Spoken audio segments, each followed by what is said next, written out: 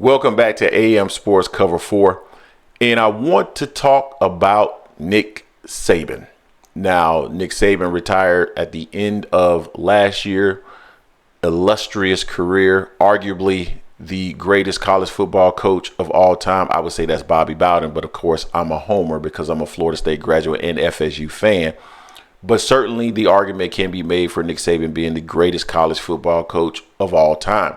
Now, recently he went before Congress to talk about all things that are wrong with college football.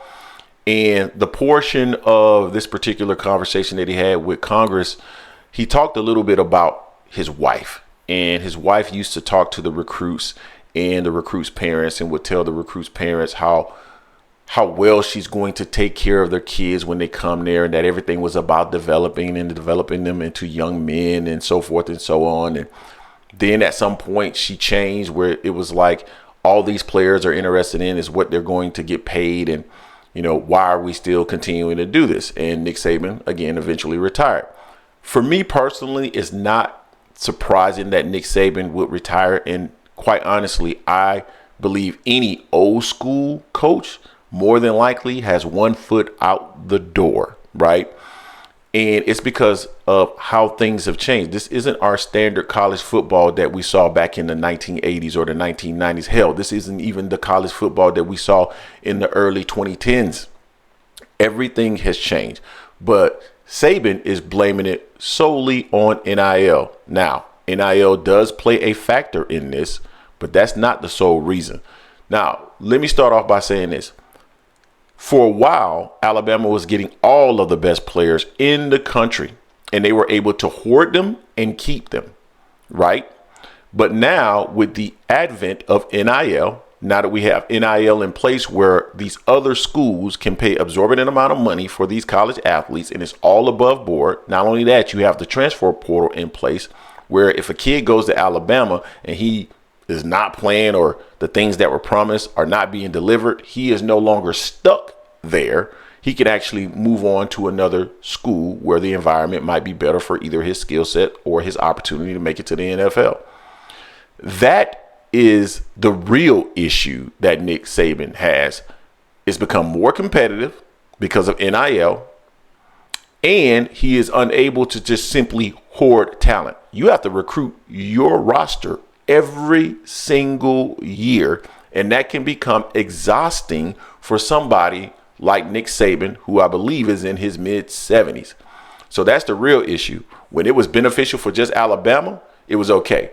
And he's acting as though although NIL just came around here in the last couple of years, players have been getting paid for years. For years. There are a number of stories out there, according to many, where Alabama players have gotten cars from those two car dealerships that Nick Saban owns. There have been a number of stories out there in terms of fathers, coaches, you name it, who had opportunities through Alabama because they were able to guide a kid to Alabama, right?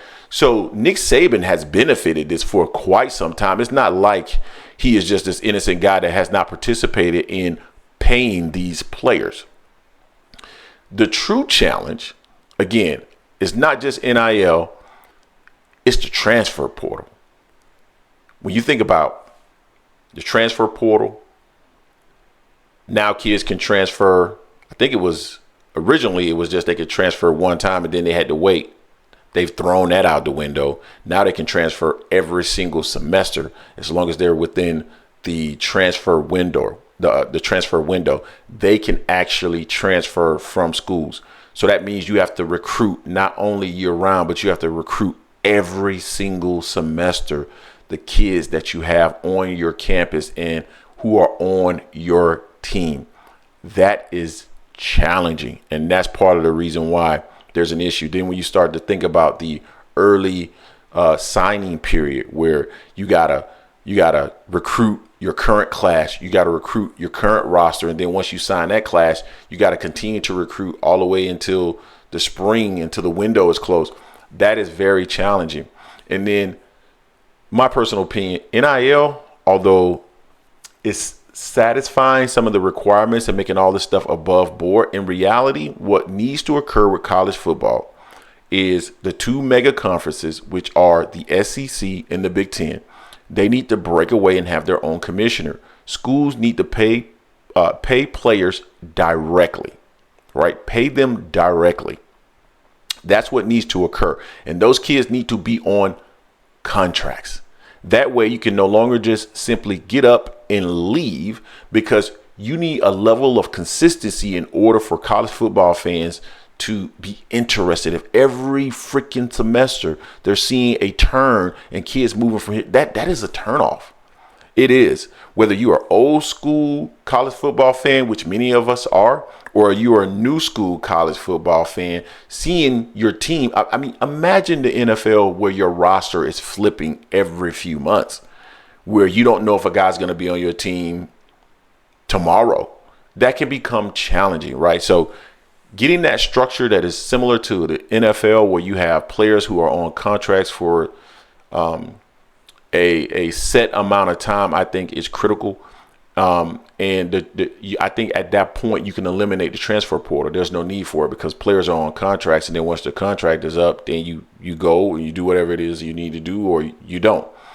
But that's the big issue currently going on with college football. Nick Saban is just, again, old school mentality. That old school mentality was, I had absolute control. I am the king. Everything that is in and around this program, I run with an iron fist, and I control all the pieces on the chessboard.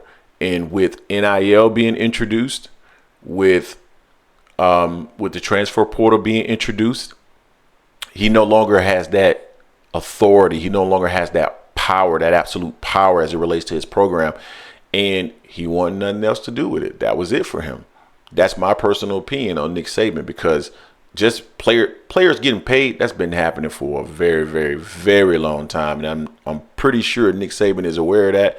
And not to say that he directly participated in it, but certainly through back channels, his players were also getting paid. Maybe he didn't have to deal with it directly, and now that he has to deal with it directly, that is affecting how he feels about it. But anyway, you guys tell me what you think in the comments section. Does Nick Saban have a point? Is he partially right, partially wrong? Tell me what you think. Don't forget to hate, like, comment, and subscribe. This is AM Sports Cover 4, and I am out.